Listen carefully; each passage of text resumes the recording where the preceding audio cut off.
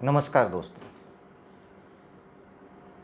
मैं आज लेके उपस्थित हुआ हूँ आप सबके लिए जन के मन की बात। जन के मन की बात इसलिए लेके उपस्थित हुआ हूँ कि हमारे देश में हर कोई अपने मन की बात कर जाता है, पर जन के मन की बात कोई नहीं करता। तो आज मुझे ये इसलिए लेकर आना पड़ा कि कल हमारे माननीय प्रधानमंत्री जी ने राष्ट्र को संबोधित किया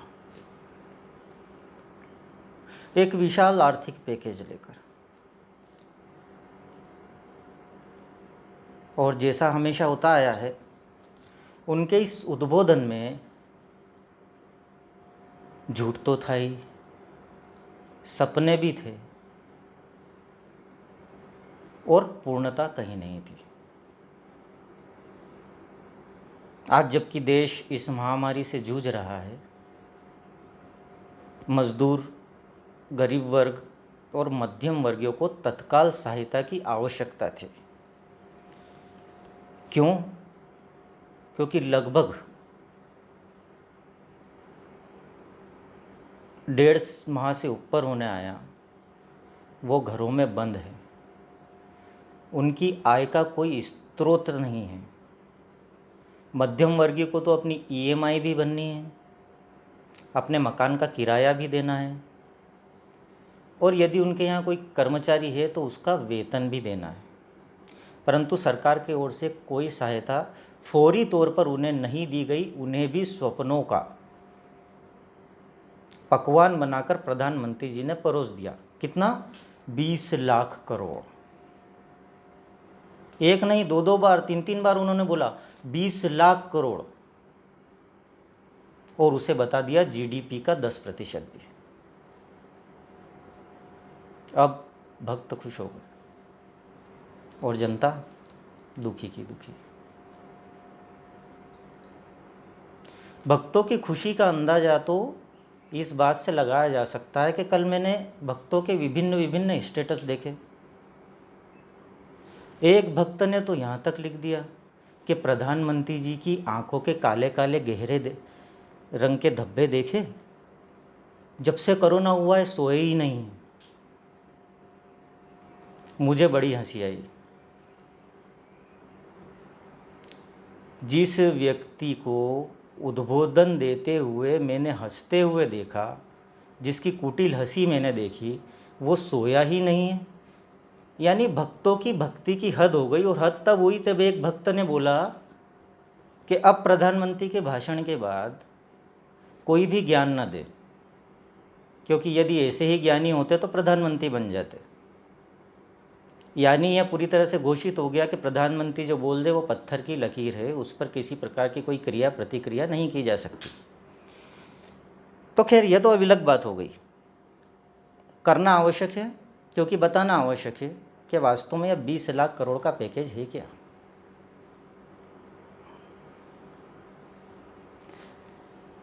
तो दोस्तों, ये 20 लाख करोड़ का पैकेज, जिसमें से 8 लाख करोड़ रिजर्व बैंक पहले ही दे चुकी है, 1,70,000 करोड़ रुपया निर्मला जी सीतारमण ने दिया था। अब बाकी बचा 10 लाख करोड़ रुपया। उसमें भी 2-3 लाख करोड़ रुपया रिजर्व बैंक से उधार मांग ही लिया जाएगा। तो बचता क्या है? भारतीय इकोनॉमी यानी गवर्नमेंट की जो इनकम है, उसके ऊपर तो 4 से 5 लाख करोड़ रुपए का ही भार आएगा। तो क्या हुआ? जीडीपी का 10% हुआ? नहीं दोस्तों, जीडीपी का 2 या 3% ही गवर्नमेंट ने दिया है और बखान कर रही है 10% का। आप 20 लाख करोड़ में खुश हो रहे हो, पर उन 20 लाख करोड़ रुपए का कोई मोल नहीं है, क्योंकि वह आने ही नहीं वाला। उसमें से आधा से ऊपर तो वह दे चुकी है और आधा और देना है, और कैसे देंगी ये बताएंगी वित्त मंत्री, वह भी 18 तारीख तक। अब आर्थिक पैकेज के बाद चौथे चरण का लॉकडाउन प्रारंभ। उसमें भी क्या क्या होगा, क्या क्या नहीं होगा, यह भी बताएंगे 18 तारीख तक। तो फिर प्रधानमंत्री जी आए क्यों थे? यानी उनके आने का कारण क्या था? उनके आने का कारण था कि उनके जो अनुयायी हैं वो काफ़ी दिनों से प्रसन्न नहीं हुए थे। टीका टिप्पणी बहुत कम हो गई थी और साथ ही साथ गुजरात के मंत्री का जो मनोनयन हुआ है वो वहाँ के हाई कोर्ट ने अयोग्य साबित किया है उन्हें, उसे छुपाना भी था। कुल मिलाकर कल 8 बजे के प्रधानमंत्री के उद्बोधन में इस देश की जनता केवल और केवल ठगाई गई है। कोई कारण नहीं है प्रसन्न होने का, न उन्होंने कुछ दिया है न कुछ लिया है। देश की जनता का भाग्य केवल यही है कि तुम पिसाते रहो सरकारी आदेशों के तहत, तुम्हारा ध्यान यहाँ नहीं रखा जाएगा, तुमको कोई फौरी सहायता नहीं दी जाएगी, तुम केवल हमारे आदेशों का पालन करो। तो माफ़ करना प्रधानमंत्री जी, हम आपके आदेशों का पालन करने वाले नौकर नहीं। यदि हम इस देश में कर देते हैं तो उसे वापस लेने का अधिकार भी हमें है, और हम ऐसे नहीं तो लड़के लेंगे, झगड़ के लेंगे, पर लेंगे जरूर। वास्तव में जन के मन की आवाज़ तो यही है, पर जन का मन अभी जागृत नहीं हो रहा, और मैं उसे जागृत कराने के लिए हर सप्ताह आपके सामने लेके आऊँगा जन के मन की बात। प्रधानमंत्री के झूठ का अंत कहाँ? उन्होंने प्रारंभ किया वसुधैव कुटुंबकम, यानी हम सब एक हैं। आपके सरकार की योजनाओं से ऐसा कहीं प्रतीत नहीं होता कि हम सब एक हैं। कोरोना जब से प्रारंभ हुआ आपने जाति विद्वेष ही इतना घोल दिया। कैसे कह सकते हैं आप वसुधैव कुटुंबकम? आप नहीं कह सकते वसुधैव कुटुंबकम प्रधानमंत्री जी, क्योंकि आपकी सरकार जिस संघ के इशारे पर चल रही है उनका सोचने का तरीका ही कुछ अलग है। उन्हें हिंदू राष्ट्र बनाना है, और हिंदू राष्ट्र यदि आपके जेहन में है तो आप वसुधैव कुटुंबकम की बात कैसे कर सकते हैं? क्या किया आपने बेरोजगारी के लिए? क्या बेरोजगारी के लिए कोई प्लान दिया आपने? नहीं। मैं बार बार कह रहा हूं, हमें फौरी सहायता की आवश्यकता है, आपके इन लच्छेदार भाषणों की और इन योजनाओं की आवश्यकता हमें नहीं है।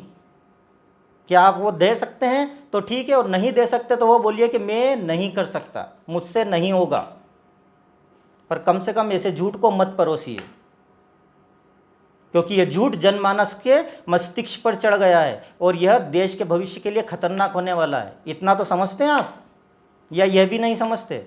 या केवल अपनी सत्ता की मद को पूरा करने के लिए आप इस देश को एक कुएं में धकेल रहे हैं?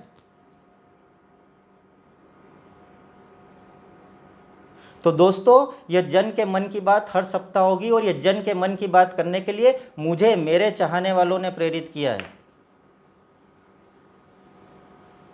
आपको भी यदि कोई ऐसा विषय लगे कि जिस पर आपको समझने की या बोलने की आवश्यकता है तो मेरे माध्यम से आप बोल सकते हैं, या खुद भी अपने माध्यम से मेरे पास भेज सकते हैं। हमें इसे एक जन आंदोलन के रूप में लेना होगा, और इसका प्रारंभ मैं आज कर चुका हूँ। जय हिंद।